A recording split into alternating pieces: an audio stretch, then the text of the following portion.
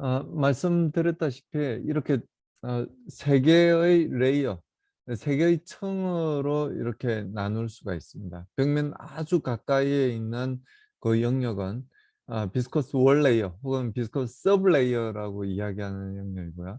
우리 말로는 벽층 뭐 이 정도 이야기 할 수 있을 것 같습니다. 그래서 요 영역은 금방 말씀드렸다시피 점성 응력이 전단 응력이니까요. 점성 응력이 압도적입니다. 100배에서 1000배 정도 난류 응력보다 커지게 되고요. 외층에서는 아우터 터블런트 레이어, 말 그대로 이 터블런트 레이어죠. 이 외층에서는 난류 응력이 압도적입니다. 측류 응력에 비해서, 점성 응력에 비해서 그 같은 위치에서 이야기입니다. 점성 응력에 비해서 100배에서 1000배 정도 압도적으로 크다. 그리고 오버랩 레이어는 두 가지 전단력이 거의 비슷한 크기, 뭐 위치에 따라서는 다르겠지만 비슷한 크기를 가지는 영역이 중복층이다. 이렇게 말씀을 드릴 수가 있습니다.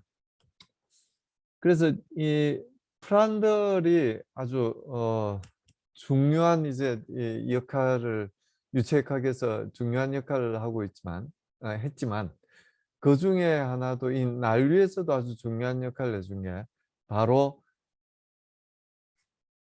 law of war, 그러니까 벽법칙에 대해서 이야기를 했습니다. 무슨 이야기냐면은 이 벽층에서는 뭐 중복층도 사실은 포함되는 이야기이긴 하지만요. 이 U가 이 벨라스티, 이 벽면 가까이에 있는 유체 덩어리의 속도는 이 경계성의 두께, 이 델타가 얼마인지 별 상관없다. 그리고 파필드에서의 벨라스티, U 무한대가 얼마인지하고 별로 상관없다. 그럼 무엇에 대해서 상관이 있느냐 하면은 이 벽면 근처에서의 벨라시티는 무엇에 디펜던시가 있냐면은 비스카시티가 얼마인지, 그리고 월 시어 스트레스가 얼마인지. 월 시어 스트레스가 얼마인지는 무슨 이야기하고 똑같으냐면은 벽면에서의 벨라시티 그레디언트가 얼마냐 하고 똑같은 이야기예요. 월 시어 스트레스 어떻게 구해요? 비스카시티에다가 앞에 나와 있죠. 비스카시티에다가 벽면에서의 벨라시티 그레디언트를 곱해주면, 벽면에서의 속도 구배를 곱해주면은 그게 월 시어 스트레스예요. 그러니까 여기 이미 뮤라고 적었기 때문에 월 시어 스트레스가 중요하다는 이야기는 벽면에서의 벨라시티 그레디언트가 중요하다는 이야기하고 똑같은 이야기입니다. 그리고 덴시티가 얼마인지, 그리고 벽면에서부터 얼마나 떨어져 있는지가 중요하지, 이 전체 두께가 얼마인지, 요 파필드에서의 벨라시티가 얼마인지는 중요하지 않다는 이야기예요. 충분히 이해가 되죠. 이런 속도장인데요. 여기 캐피탈 U가 얼마인지가 중요한 게 아니고, 그리고 요 델타가 얼마인지가 중요한 게 아니고, 벽면에서부터 얼마나 떨어져 있는지, 그리고 이 벽면에서의 벨라시티 그레디언트 속도 구배가 얼마인지가 중요하다고 주장을 하는 거예요. 여기 속도보다 여기에서의 속도 구배가 더 중요하다고 이야기를 하는 거예요. 이 벽면 근처에서. 적어도 이 벽면 근처에서는 이 캐피탈 U보다는 월시어 스트레스가 더 중요하다는 이야기예요. 상식적으로 이해되는 내용들입니다. 자, 그럼 또 똑같이 우리가 하던 일을 해야죠. 몇 개의 변수가 펑션을 이루고 있는 5개죠. U, 목적 함수긴 하지만 U, mu, 월시어 스트레스, rho, 그리고 벽면에서 위부터 그리 Y, 이 5개가 펑션을 이루고 있어요. 물론 대부분의 경우와 마찬가지로 기본 차원의 개수는 3개겠죠. 그러면 무차원 수는 2개가 됩니다. 2개가 펑션을 이루고 있겠죠. 그래서 이 U를 U에스테리카라고 하는 속도로 무차원한 값이 하나의 무차원수가 되고요. Y를 누는 뭐예요? 뮤 나누기 로우가 누잖아요. 누 나누기 U의 스테리카. 요게 길이의 스케일을 가져, 차원을 가져요. 요 길이로 무차원한 값. 요 두 개의 무차원수가 펑션을 이룬다는 이야기. 차원에서는. 우리가 5장에서 배웠던 그 차원에서는. 그래서 요걸 이제 U 플러스라고 우리가 이야기를 하고요. 요걸 Y 플러스라고 하는 무차원수로 표현을 합니다. 여기 펑션이라고 이야기를 했지만 사실은 이 비스코스 서브레이어에서는 어떤 펑션을 이루냐면은 U 플러스 이꼴 Y 플러스라는 리니어한 그것도 개수가 1인 직선으로 표현이 됩니다. 벽면 아주 근처에서는. 그래서 요때 U 에스테리카는 뭐냐면 월시어 스트레스를 속도 차원으로 표현한 게 U 에스테리카. 프릭션 벨라시티라고 이야기를 합니다. 그러니까 결국은 뭐냐면 요 U를 월시어 스트레스를 이용해서 무차원화한 값이 U 플러스예요. Y를 월시어 스트레스를 이용해서 무차원화한 값이 Y 플러스라는 무차원수입니다. 월시어 스트레스가 그만큼 중요하다는 이야기. 월시어 스트레스가 뭐라고 말씀드렸어요? 뮤 곱하기 벽면에서의 속도 구배잖아요. 그러니까 벽면에서의 속도 구배가 얼마인지가 이 벽면 근처의 속도 분포에 있어서는 너무나 중요하다는 이야기.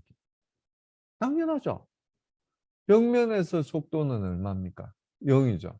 그 속도 구배가 얼마냐에 따라서 y가 얼마일 때 속도 얼마가 결정되느냐가 너무나 상식적으로 잘 이해가 되는 부분이잖아요. 캐피탈 U가 얼마인지는 별 상관이 없어요. 캐피탈 U가 10일 때든 100일 때든 1000일 때든 별 상관이 없어요. 여기서 속도 구배가 훨씬 더 중요하다는 이야기. 여기 속도 구배가 여기 단위 길이당 1이 커진다든지 단위 길이당 0.1이 커진다든지 그 속도 구배가 훨씬 더 중요하다는 이야기. 속도장에 미치는 영향은. 그래서 벽면 아주 근처에서는 이 중곡층도 마찬가지지만 U를 월시어 스트레스는 이 속도의 차원을 갖고 있지 않아요. 그래서 로우로 나눈 다음에 그 로우로 나누면 속도 제곱의 차원을 갖거든요. 거기에 루트를 취해주게 되면 속도의 차원을 비로소 갖게 됩니다. 그 속도 차원으로 나누어 주게 되면 그걸 U 플러스라고 이야기를 하고요. 그리고 요렇게 이제 무차원하게 해주면 이걸 Y 플러스라고 이야기를 하는데 진리는 이게 진리입니다. 요게 맞는 이야기예요. 무슨 이야기냐면 요게 10이든 100이든지 간에 벽면 아주 근처에서는 U 플러스 이꼴 Y 플러스로 일치하게 된다는 이야기. 요걸로 무차원했을 때 U 에스테리카 즉 월시어 스트레스를 가지고 무차원했을 때 일치하는 결과를 얻을 수 있다는 이야기예요. 근데 여기 U 에스테리카 대신에 요 캐피탈 U를 이용해서 무차원하게 되면은 이 벽면 근처에서 전부 들쭉날쭉하게 된다는 이야기예요. 다른 속도 분포를 갖게 되는 이 무차원수에 대해서 일치한 결과를 얻을 수 없다는 이야기. 근데 요걸로 무차원하게 되면 즉 월시어 스트레스를 가지고 Y도 무차원하고 U도 무차원하게 되면 이건 어떤 난류 유동장이라도 이 U에 대해서 관계가 있질 않고 이 U의 스테리카에 대해서 관계가 있다는 걸 증명을 해주는 게 뭐냐면 똑같은 그래프로 표현이 되게 된다는 이야기. 그러니까 이 벽면 근처에서 도미넌트한 벨라스티 스케일은 뭐라고 이야기를 할 수 있냐면은 프릭션 벨라스티, 즉 월시어 스트레스가 도미넌트하다고 이야기를 할 수 있다는 이야기. 그리고 누 나누기 U 에스테리카가 도미넌트한 랭스 스케일이라는 걸 알 수 있다는 이야기. 이걸 델타로 무차원할 수도 있어요. 이걸 델타로 무차원하게 되면은 다 속도 분포가 다르게 나온다는 이야기. 뭐 어떤 경우에는 요런 속도 분포가 나오고 어떤 경우에는 요런 속도 리니어한 건 사실이니까요. 요런 속도 분포. 어떤 경우는 요런 속도 분포가 이제 나오게 되는데 요걸로 무차원하게 되면은 전부 똑같이 일치하게 된다니. 요렇게 보인 게 똑같이 일치하게 된다는 이야기. 그러니까 그게 무슨 이야기냐면 이제 반정을 해 주는 거죠. 요게 맞는 벨라시티 스케일이고 요게 맞는 Y 랭스 스케일이라는 걸 알 수가 있게 된다는 이야기. 그리고 이 외청에 대해서는 이 외청 아우터 터블런트 레이어에 대해서는 이 요 영역이에요. 요 영역. 요 영역에 대해서는 이 아래쪽에 금방 이제 말씀드렸던 이런 값들을 우리가 뭐라고 이야기를 하냐면은 이너 스케일이라고 이야기를 하거든요. 이너 스케일. 우리말로는 죄송합니다. 뭔지 제가 잘 기억이 안 나는데 이너 스케일이라고 이야기를 하는데 요 이너 스케일이 이 아우트레이어에서는 맞지 않다는 이야기예요. 아우터 터벌런트 레이어에서는 아우트 스케일이 맞다는 이야기. 아우트 스케일은 뭐냐? 랭스 스케일은 델타예요. 벽면으로부터 이 바운드 레이어 thickness가 얼마나 떨어져 있는지 요 델타가 중요한 랭스 스케일이 되고 중요한 벨라시티 스케일은 뭐냐면 이 캐피탈 U 아우트 파필드에서 유니폼한 벨라시티 그 캐피탈 U가 중요한 벨라시티가 된다는 이야기. 이 유동장을 대표하는 속도는 뭐냐? 캐피탈 U라는 이야기. 이 유동장을 대표하는 길이는 뭐냐? 델타라는 이야기. 어디에서? 아우터 터블런트 레이어에서. 이너 레이어에서. 비스코스 서브 레이어에서. 어떤 게 중요한 이 레이어를 대표하는 벨로시티는 뭐냐? 프릭션 벨로시티라는 이야기. 중요한 길이는 뭐냐? 누 나누기 U의 스테리카가 중요한 길이 스케일이라는 이야기. 델타가 얼마인지, 캐피탈 U가 얼마인지 이 이너 레이어에서는 중요하지 않다는 이야기. US 테리카가 얼마인지, US 테리카가 얼마인지가 중요하다는 이야기는 월시어 스트레스가 얼마인지가 중요하다는 이야기예요. 그리고 Y에 대해서도 누 나누기 US 테리카. 역시 마찬가지예요. 월시어 스트레스가 얼마인지가 중요하다는 이야기. 뭐 같은 물유동이라고 그러면 땅은 다 또 누나 로나 다 똑같을 거잖아요. 단지 이제 월시어 스트레스가 얼마인지만 다를 거거든. 근데 아웃레이어에서는 어떠냐면 요 이너 스케일이 전혀 중요하지 않다는 이야기예요. 아웃레이어에서는 델타가 얼마인지가 중요하고 사실 월시어 스트레스겠지만 이 델타가 얼마인지가 중요하고 이 캐피탈 U가 얼마인지가 중요하다는 이야기. 그러니까 요건 어떤 식으로 두든지 이제 상관이 없지만 이 랭스 스케일에 대해서는 경계청의 두께가 얼마인지가 중요하고 이 경계청의 두께를 가지고 Y를 무차원화한 값이 여기는 사실 일반적으로는 캐피탈 U예요. 캐피탈 U를 가지고 무차원했을 때 이게 정확히 일치되는 그래프를 우리가 얻을 수가 있게 됩니다. 이걸로 무차원화하게 되면 일치가 되진 않아요. 근데 캐피탈 U로 무차원하게 되면 거의 일치된 결과를 얻을 수가 있게 됩니다. 그리고 이제 이 중간청, 이 중복청에 대해서는 사실은 이건 비스코스 서브레이어하고 같은 차원의 같은 스케일을 받습니다. 지배를 받습니다. 그러니까 요 층까지 중복층까지도 이너 스케일의 이너 스케일이 지배하는 영역이라고 볼 수가 있어요. 그래서 U를 U의 스테리카로 무차원하고 Y를 아까 보신 바와 같이 누 나누기 U의 스테리카로 무차원했을 때 일치되는 결과를 얻을 수가 있게 됩니다. 그래서 이 중간층에서는 이렇게 로그 리니어한 속도 분포를 얻을 수가 있고요. 여기서는 리니어한 속도 분포를 얻을 수가 있게 됩니다. 그리고 요 영역에서는 7분의 소위 말하는 7분의 1 법칙에 해당되는 7분의 1 법칙에 해당되는 그 속도 분포를 보이게 됩니다.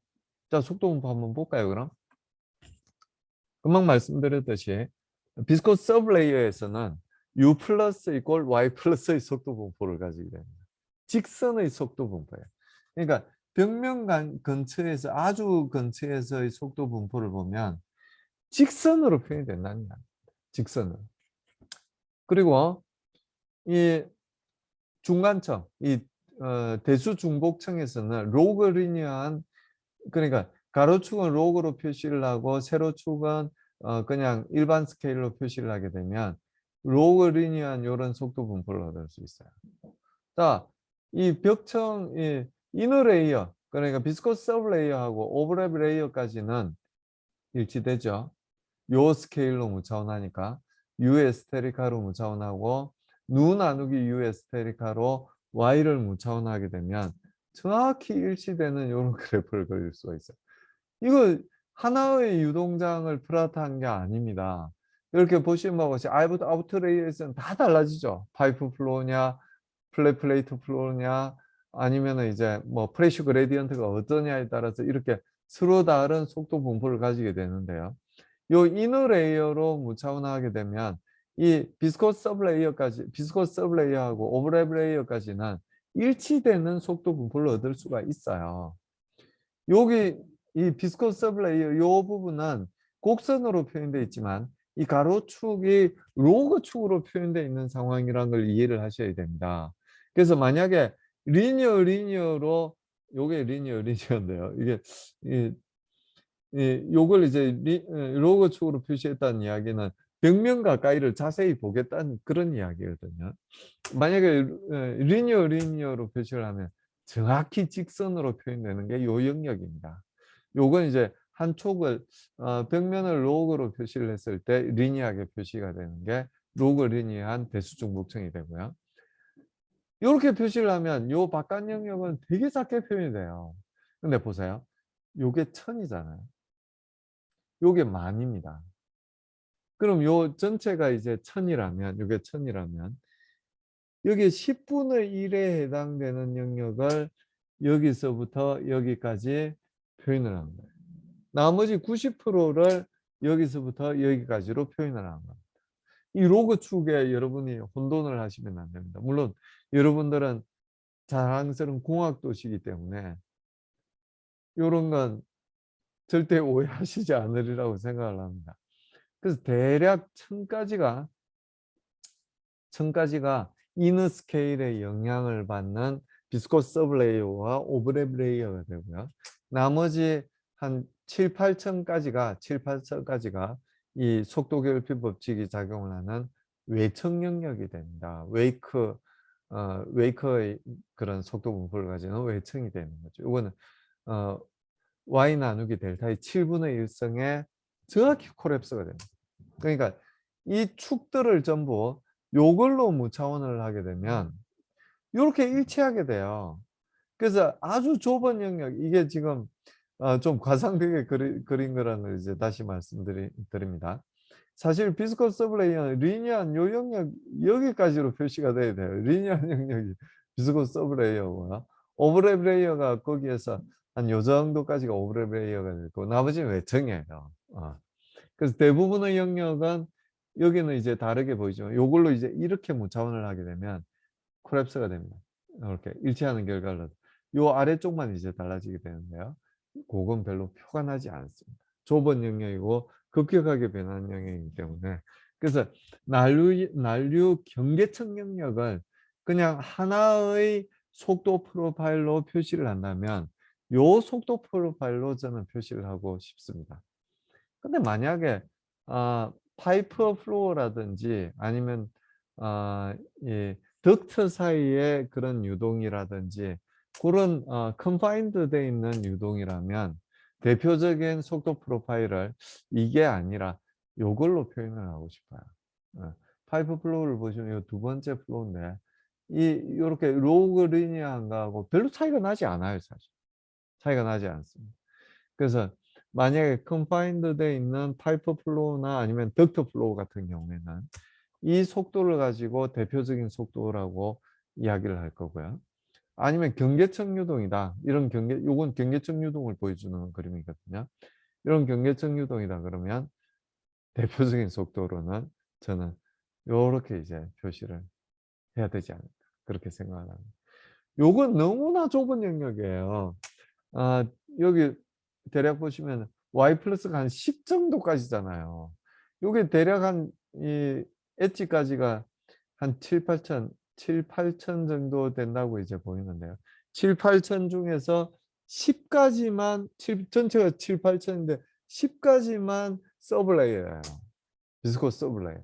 그러니까 이 영역은 너무나 작은 영역입니다. 요 영역도 1000 정도까지밖에 안 되기, 1000 이하죠. 요 정도. 한 7, 800 될 것 같은데요. 그 정도 영역만 대수중복층, 로그 리니어한 그런 영역입니다. 그래서 이런 영역들은 전체 영역에 비해서 아주 작은 영역이고요. 이 영역이 난류경계층의 대부분의 영역이다.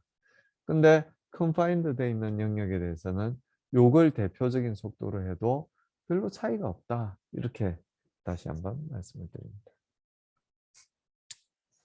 자, 그래서 우리가 앞서서 요 이야기를 했었잖아요. 그러니까 얘도 이제 이 평균 유동에 대해서는 마치 점성 유동하고 비슷한 그런 역할을 하고 있다고 짐작을 할 수가 있죠.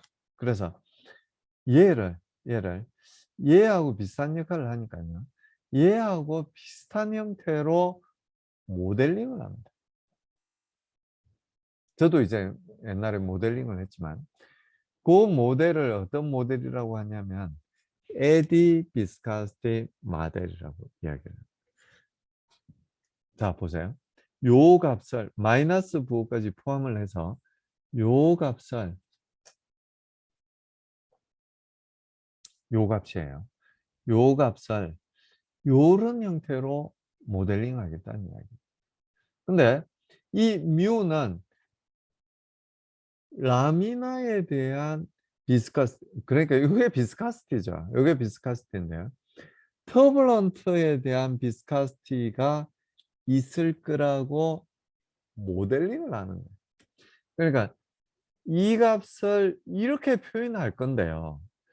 뭘 모델링 할 거냐면은 요 값을 모델링 할 거란 이야기. 요건 그대로 사용할 거예요. 요 값을 모델링을 할 거란 이야기. 요 값을 똑같잖아요. 형태가 똑같잖아요. 이 터블런트, 그러니까 난류 응력을 터블런트 시어 스트레스를 라미나, 그러니까 비스코스 스트레스하고 똑같은 형태로 모델링 할 거란 이야기. 그 중에서도 이 비스카스티를 모델링 할 거란 이야기. 어떻게, 여기 적혀 있네. 그러니까 점성 응력은 비스카스티 곱하기 du dy였잖아요.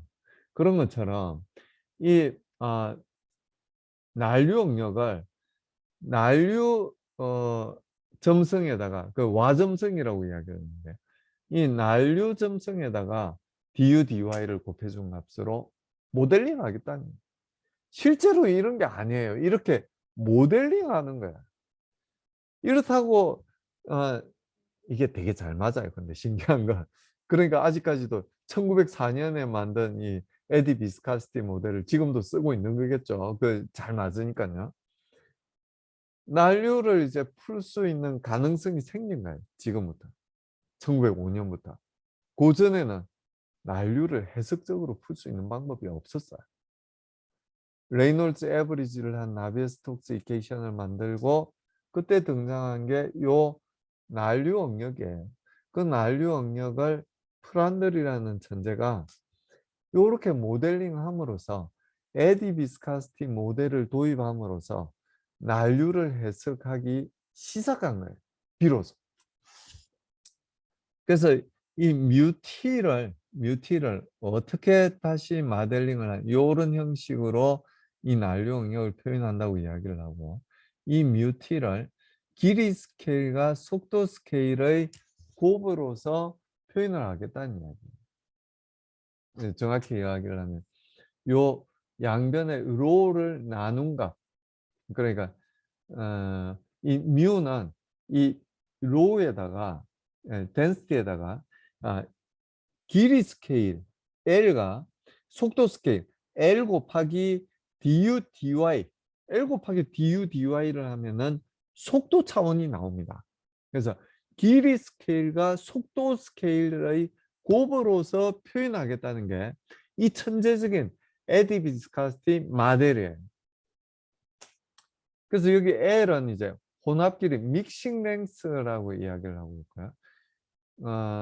요 믹싱 랭스를 어떻게 잡느냐가 이제 문제가 되게 됩니다. 여전히 문제는 많이 남아있죠. 이 믹싱 랭스를 얼마로 잡느냐에 따라서 이 모델이 잘 만들어졌느냐, 잘 예측을 하느냐, 그러니까 U를 결국은 우리가 뭘 구하기 위해서 이런 모델을 하냐면은 요걸 구하려고 모델링 하는 거예요. 요걸 구하려고 이걸 모델링을 하는 거예요. 얘들만 이 세 값이죠. 이 세 값을 여기 나와 있는 U바, V바, W바, P바로 표현을 해줄 수가 있으면 이 이퀘이션들은 클로즈가 됩니다. 변수의 개수와 그리고 방정식의 개수가 같아지게 된다는 이야기. 이 상태에서는 어떠냐면은 여기 continuity equation이 하나 있긴 하지만 요 방정식이 하나 있고 요건 이제 벡터 방정식이니까요. 3개의 방정식이 있잖아요. 4개의 방정식이 있지만 새로운 미지수가 이렇게 6개, 토탈로 하면 6개. 요 방정식에서는 3개지만 토탈 6개의 미지수가 새로 생겨나게 됩니다. 원래 이제 U바가 아니라 UVWP에 대한 방정식은 4개고요. 그리고 변수도 UVWP 4개였기 때문에 클로즈되어 있는 즉 유니크한 솔루션을 구할 수 있는 상태였어요. 근데 이 평균값에 대한 방정식을 구하다 보니까 새로운 미지수 6개가 여기서는 3개밖에 안 보이지만 VV가 있고 WW가 있고 VW가 있겠죠. 그렇게 3개의 새로운 미지수까지 포함해서 총 6개의 새로운 미지수가 생겨나게 됩니다. 그 6개의 미지수를 이미 우리가 구하려고 했던 U바, V바, W바, P바로 표현을 해주게 되면 방정식이 다시 클로즈가 되게 된다는 이야기예요. 모델링에 성공하게 된다는 이야기입니다. 그래서 여기에 보시면 이 믹싱 랭스만 여기 평균값을 의미하는 바가 빠졌습니다. 이 믹싱 랭스 L만 정해주게 되면 여기 카파 곱하기 Y로 정해줬는데요. 카파 곱하기 Y로 모델링을 해주게 되면 클로즈가 돼버립니다. 클로즈가 돼버리는 겁니다. 요 값을 이렇게 표현하고 요 뮤t를 이렇게 표현하게 되고 요 L을 카파 Y로 표현을 하게 되면 완벽하게 클로즈가 돼버리게 됩니다. 여기서 이제 카파는 칼만 상수라고, 칼만도 아주 유명한 유체학자죠. 예, 칼만 상수 0.42를 적용을 하게 되면 되게 잘 맞습니다. 이렇게 모델링을 하게 되면 기가 막히게 U바, V바, W바, P바를 구할 수가 있게 됩니다. 아주 재밌죠. 아주 간단하면서도 막강한 그런 모델이라고 말씀드릴 수 있습니다. 물론 이 간단한 만큼 또 한계가 있겠죠. 어떤 한계가 있냐면은 경계층만 해석할 수 있어요. 세퍼레이션이 생기는 순간 이 모든 가정들이 다 깨지게 됩니다. 그러니까 이 도미넌트한 랭스 스케일, 이 믹싱 랭스라고 하는 이 랭스 스케일이 적용이 되지 않아요. 세퍼레이션이 생겨서 리스큘레이션이 재순환 영역이 생기게 되면 맞지 않게 됩니다. 그래서 요거 치명적인 그리고 우리가 공학적으로 사용할 수 없게 만드는 이유가 뭐냐면 경계층 유동 같이 아주 간단한 유동에만 적용을 할 수 있다는 치명적인 단점이 있습니다. 근데 요걸 만들 당시에는 그것만 해도 어디예요. 난류를 풀 수 있게 됐는데 경계층이라도 풀 수 있게 됐는데 지금 우리가 복잡한 터빈 블레이드 근처에 그런 난류 유동장이라든지 뭐 자동차 후류에서 생기는 그런 유동장이라든지 자동차 후류에 생기는 유동장은 작게 해주면 작게 해줄수록 저항을 작게 받게 됩니다. 그래서 연비를 더 많이 낼 수 있게 되죠. 그런 유동이라든 그런 걸 해석할 수 없다는 이야기예요. 비행기 날개 주위에서 스톨 유동이라 그런 거 해석할 수 없어요. 이 에디 비스카스티 모델, 믹싱 랭스 모델로는 해결할 수가 없습니다. 그래서 좀 더 차원이 높은 모델을 이제 사용을 하게 되죠. 그래서 요게 제로 이퀘이션 모델이라고 이야기를 하고 그러니까 추가적인 이퀘이션을 풀지 않는 그런 모델링 기법이 바로 제로 이퀘이션 모델입니다.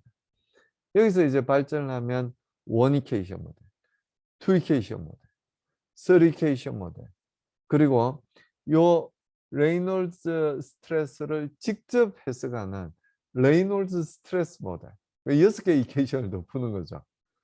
그런 다양한 이제 모델을 하는 사람들이 그런 다양한 모델을 하고 있습니다. 그리고 심지어는 모델 없이 해석하는 난류 해석 기법도 개발이 됐어요. 뭐 개발이 된 게 아니라 뭐 모델 없이 하니까 인간은 아주 편하고 컴퓨터는 아주 고생하는 컴퓨터의 속도가 엄청나게 빨라졌기 때문에 가능한 그런 경우기도 합니다. 그러니까 이 모델을 한다는 이야기는 뭐냐면 이 U바, V바, W바에 대한 이퀘이션을 이런 평균값들에 대한 이퀘이션을 해석한다는 게 모델을 한다는 거고요. 모델 없이 해석한다는 이야기는 이렇게 한다는 이야기예요. 난류 스케일의 가장 작은 타임 스케일부터 해석을 하겠다는 이야기예요. 굉장히 잘게 델타 t를 두고 해석을 해야 되겠죠. 그리고 난류의 가장 작은 랭스 스케일부터 해석을 하겠다는 이야기예요. 굉장히 이 스페이셜하게도 공간상으로도 잘게 쪼개서 해석을 하겠다는 이야기죠.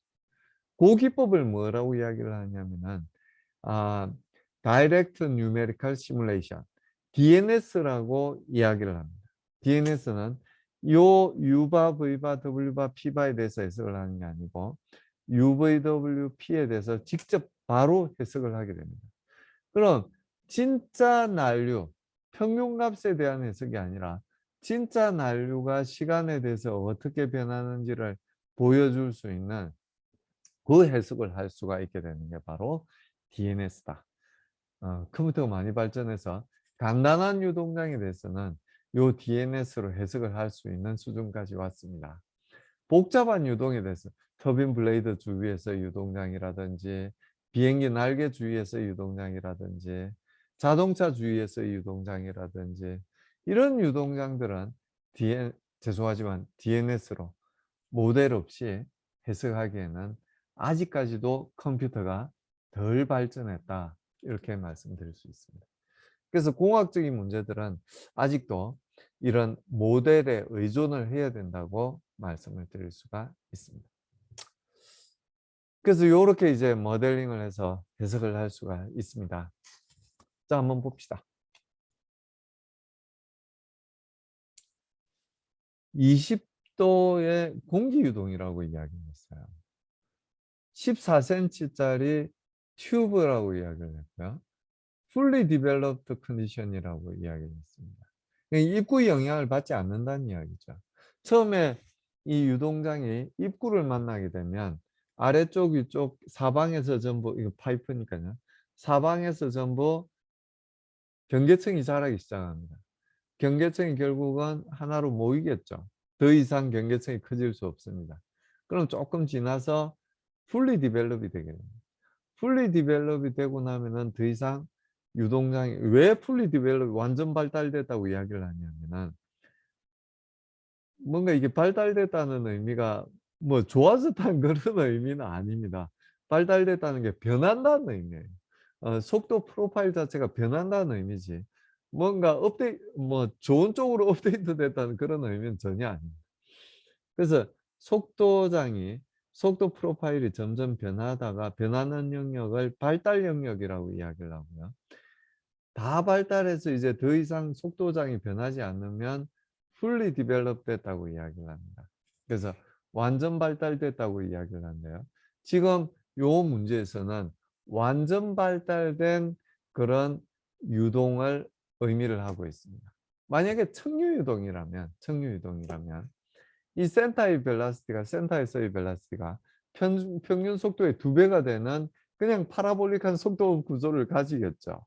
속도 구조를 가지게 됩니다. 한번 기대해 보겠습니다.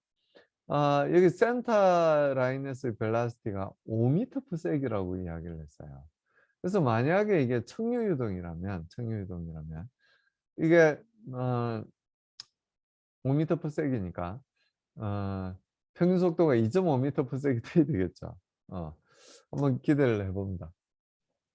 그래서 이 다이아메타가 14cm니까 레이디어스 반지름은 당연히 7cm가 될 거고요. 그리고 U0 이게 최대 속도는 5m/s이라고 이야기를 했습니다. 그리고 이게 사실은 난류가 틀림없으니까 그렇긴 한데요. 이 레이놀즈 넘버를 구해보면 난류 영역에 레이놀즈 넘버 구하면 한 4만 정도 나와요, 솔직히. 그래서 1000 단위가 되면 혹시라도 청류가 될 수 있지 않을까. 뭐 2000 정도 되면 청류가 될 수 있지 않을까 기대를 할 수 있지만 이 레이놀즈 넘버가 이제 4만 정도 되기 때문에 이건 틀림없이 난류 영역일 수밖에 없습니다. 그래서 5m/s이면 그렇게 빠른 것도 아닌데요, 사실. 제주도에서 사실 바람이 좀 세게 불면은 보통 8, 9m만 돼도 되게 바람이 세게 느껴지거든요. 그 상태보다도 훨씬 작은 속도, 5m/s이라 이건 뭐 청류가 아닐까 혹시 기대하신 분도 계시겠지만 그렇지 않습니다. 다이아메타도 그렇게 큰 게 아니에요. 14cm밖에 안 됩니다. 요 정도보다 작은 파이프 같은데요. 그 작은 파이프에 5m/s이라는 느린 속도로 움직임에도 불구하고 레이놀즈 넘버가 4만 정도 되는 완전 난류 상태가 되어버리게 됩니다. 그래서 여기서 이제 우리가 U 에스테리카가 얼마인지를 한번 구해보라는 이야기거든요. 그래서 어삼션을 우리가 하는 게 뭐냐, 가정을 하는 게 뭐냐면 아까 제가 이제 말씀드린 내용들이 있는데요. 이 컨파인드 돼 있는 파이프 플로우나 덕트 플로우인 경우에는 전체를 이 대수청으로 보통 가정을 합니다. 여기 별 차이가 없거든요. 여기 뭐 25나 23이나 뭐 24나 거의 비슷한 속도잖아요. 같은 Y 플러스에서 거의 비슷한 속도잖아요. 그래서 요 속도를 가지고 전체 속도를 가정을 하게 돼요. 그리고 외부 유동인 경우, 지금은 이제 내부 유동을 다루고 있지만 외부 유동인 경우에는 요 속도를 가지고 대표적인 속도로 그렇게 이야기를 하게 됩니다. 그래서 여기서는 전체 속도 프로파일을 요 값으로 우리는 가정을 하게 됩니다. 그래서 우리가 알고 있는 값들 U0 5라고 그랬으니까 이게 5고요. 그게 언제냐면은 Y가 캐피탈 R일 때예요. 캐피탈 R일 때고 카파가 0.41 정도 되고 비스카스티 20도 공기라고 했으니까 누가 요 정도 값을 가지게 되고요. U에스테리카는 우리가 구하는 값이에요. 구하는 값이고 레이디어스는 0.07이고요. 그 값들을 이렇게 다 대입을 합니다. B 값은 5고요. 이런 거 그러니까 B하고 카파는 원래 우리가 알고 있는 값이에요. 0.42라고 5하고. 그래서 요건 explicit하게 U 에스테리카를 구할 수 있진 않아요.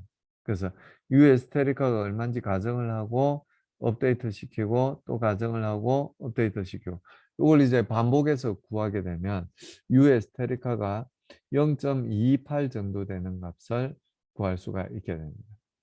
그래서 요 값을 가지고 월 시어 스트레스를 다시 구해보면 U 에스테리카라는 게 결국 월 시어 스트레스를 속도의 차원으로 표현을 한 게 U 에스테리카, 프릭션 벨라시티라고 말씀을 드렸잖아요. 그러니까 여기서부터 다시 월 시어 스트레스를 구하는 건 그다지 어렵지 않습니다. 그래서 월 시어 스트레스를 구하면 0.062 파스칼 정도가 되는구나 하는 걸 알 수가 있게 됩니다. 그래서 이제 사실 난류에 대해서 이제 기본적인 건 사실 다 말씀을 드렸어요. 여러분들이 얼마나 잘 이해하실지 모르겠는데요. 앞서 말씀드린 대로 난류는 유체역학 중에서도 가장 어려운 부분입니다. 그래서 잘 이해가 안 되시는 부분은 당연히 이해가 안 되는 게 당연한 거고요. 책을 많이 보시고 그리고 제가 설명했던 내용들도 여러분들이 계속 리뷰를 하시면 그래도 제가 말씀드린 범위 내에서는 아주 어려운 내용들은 제가 말씀을 안 드렸으니까요. 말씀을 드린 내용들에 대해서는 어느 정도는 이해하시지 않을까. 그 정도만 이해하셔도 충분히 보통 사람에 비해서는 난류에 대해서 많이 아시는 거예요. 그래서 그 정도는 이해를 해 주시길 부탁드리겠습니다. 물론 우리가 시험을 보려면 그걸 이해를 하셔야 되겠죠. 죄송합니다. 이해를 하셔야 됩니다. 자, 금방 말씀드렸듯이 이제 파이프 유동에 대해서 말씀드리려고 그러고요. 파이프 유동인데 난류예요. 청유 유동이면은 그냥 파라볼릭한 속도 분포를 보이게 되죠. 그래서 쉬운데요. 난류인 경우에는 금방 이제 말씀드렸듯이 전체 속도 프로파일을 이렇게 로그리니아하다고 가정을 하게 됩니다. 요 속도 여기는 워낙 좁은 부분이고요. 전체 영역에 비해서 아주 작은 부분에 지나지 않고 그래서 전체를 이런 로그리니안 이 점선으로 표현되어 있는 요 속도 프로파일을 그러니까 요 속도 프로파일이요. 요 속도 프로파일을 사용하겠다 하는 것이 바로 요 6.6절에서의 속도 분포를 가정하는 거예요. 요렇게 가정하는 겁니다. 그래서 U는 U의 스테리카로 무차고 나오고요. Y에 해당되는 캐피탈 R 마이너스 R. 그렇죠? 그러니까 이 벽면에서부터의 거리. 그러니까 요 R이라는 좌표가 뭐냐면 센터에서 0이에요. 센터 라인에서 0이고 센터 라인에서부터 얼마나 떨어져 있는지를 나타내는 게 요 R이라는 좌표이기 때문에요. 우리가 생각하는 벽면에서는 이 R의 값이 0이 아니라 캐피탈 R입니다. 그래서 다른 좌표, 즉 캐피탈 R 마이너스 R이라는 좌표를 이제 이렇게 도입을 하는 거죠. 그래서 요 값은 생각을 해보시면 센터 라인에서 최대값을 갖게 되고요. 벽면에서는 0이라는 값을 갖게 되는 그런 좌표계입니다. 그래서 그런 좌표계를 이제 도입을 해서 이런 속도 분포를 보인다고 가정을 하는 겁니다. 센터 라인 근처에서는 사실은 조금 맞지 않는 그런 속도 분포를 보이게 됩니다. 평균 속도는 어떻게 가요? 요걸 0에서부터 캐피탈 R까지 적분을 한 다음에 단면적 파이 R 제곱으로 나눠주게 되면 요게 유량이 되고요. 유량을 이제 요 속도를 2파이 R dR을 곱해서 적분을 해주는 거잖아요. 그러면은 이제 R이 같은 위치에서 그 이 dR에 해당되는 그 유량을 구할 수 있는 거죠. 그 유량을 캐피탈 R의 0에서부터 캐피탈 R까지 전부 더해주게 되면 유량을 구할 수가 있어요. 그걸 전체 면적 파이 캐피탈 R 제곱으로 나눠주게 되면 평균 속도 V를 구할 수가 있게 됩니다. 그래서 이 평균 속도 V를 구하게 되면 요 적분해 주면 이렇게 이제 값을 구할 수 있어요. 이렇게 구할 수가 있게 되고요. 요 식을 정리를 하면 역시 이 V 플러스 이 캐피탈 V가 평균 속도라고 이제 말씀을 드렸잖아요. 이 평균 속도를 US 테리카로 무차원하는 값이 요런 식으로 이제 표현이 된다는 이야기예요. 요런 식으로 이제 표현이 되고. 요 정리한 게 요 값이에요. 요만큼을 내비두고 2분의 1도 내비두는 거네요. 양변에 US 테리카를 나눠주면 좌변은 요렇게 되고요. 우변은 역시 요 기울기는 2.44가 되고요. 나머지 값들을 정리하면은 요 값이 되는 거죠. 2분의 1을 그러니까 B 빼기 2캅 화분의 3, 2캅 화분의 3이 1.34가 되는 거죠. B가 원래 5였으니까요. kappa는 0.41이었죠. 그 값들을 대입해서 이 캐피탈 V, 즉 평균 속도에 대한 값을 구하면 요렇게 구할 수가 있게 됩니다. 자, 요 식에서 요 값을 이 결국은 뭘로 표현을 하고 싶으냐면은 요 값을 전부 f라는 값을 사용해서 표현을 하고 싶은 거예요. 그러니까 요 US 테리카도 사실은 월 시어 스트레스를 속도 차원으로 표현한 거고요. 여기에 있는 US 테리카도 월 시어 스트레스 뭐 똑같은 값이니까 마찬가지. 이 월 시어 스트레스를 속도 차원으로 표현한 거잖아요. 속도 차원으로 표현한 거죠. 그러니까 얘들을 이 월시어 스트레스로 이렇게 표현할 수 있을 거고 얘도 월시어 스트레스로 표현을 할 수 요거는 한 단계를 더 거치 요렇게 만든 다음에 다시 요걸 고치는 거니까 요걸 일단 월시어 스트레스로 표현하는 거예요. 월시어 스트레스. 그러니까 US 테리카가 루터 로분의 월시어 스트레스잖아요. 요거잖아요. 로를 나눴을 때 루트 안에 들어가 있는 거고. 그리고 V는 루트 안에 들어가면 V 제곱이 되죠. 그래서 이렇게 이제 표현을 할 수가 있어요. 요건 잘 보면은 다시의 마찰 개수. 즉 8분의 1 로 V의 제곱분의 월시어 스트레스가 다시의 마찰 개수잖아요. 뭐 잘 기억이 안 나실 건데 또 한번 이야기한 적이 있습니다. 그래서 이 좌변은 이 다시의 마찰 개수로 표현을 하면 루터 f분의 8로서 표현할 수 있다는 이야기입니다. 그리고 우변에 있는 유일한 변수가 요건데요. 변수라기보다는 요건 상수죠. 이것도 상수고요. 캐피탈 V는 평균 속도니까요. Y에 따라서 변하는 값이 아닙니다. 유동량이 정해지면 캐피탈 V가 얼마인지 요 지오메트리가 정해지면 캐피탈 R이 얼마인지 정해지고요. 정해지게 됩니다. 그래서 요 값하고 요 값을 그 US 테리카 때문에 그런 거죠. US 테리카를 묶어주고 캐피탈 V를 여기저기 여기저기 그리고 R 대신에 여기 R 대신에 2분의 1D를 이렇게 대입을 해주게 됩니다. 어려운 식이 전혀 아니에요.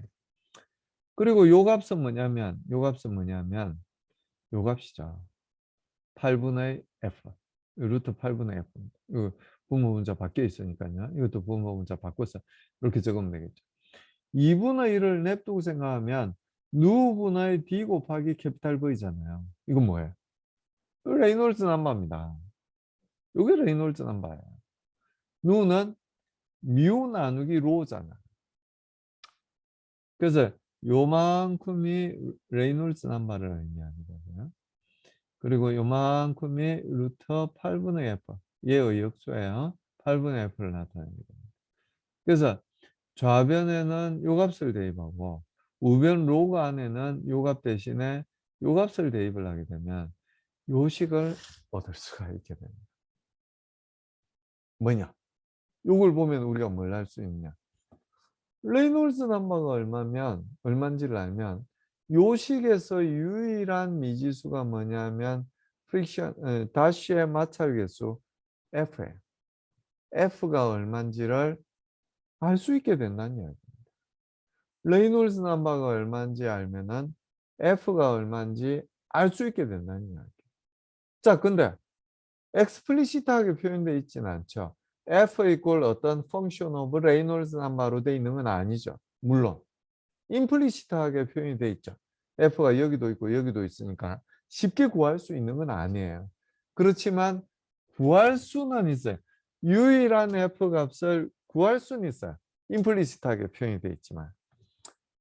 그래서 요 식에서부터 요게 이제 프란들이 1935년에 구한 식이 요 식입니다.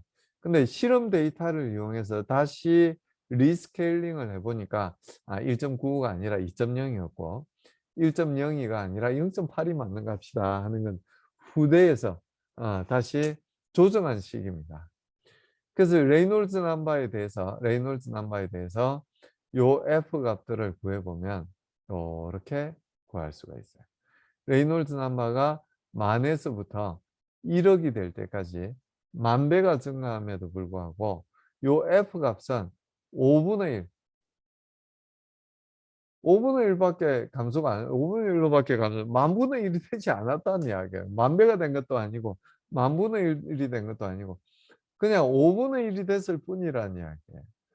같은 오더의 값을 가진다는 이야기예요. 그러니까 그 정도로 F 값은 레이놀스 넘버가 변하더라도 F 값은 천천히 변하더라.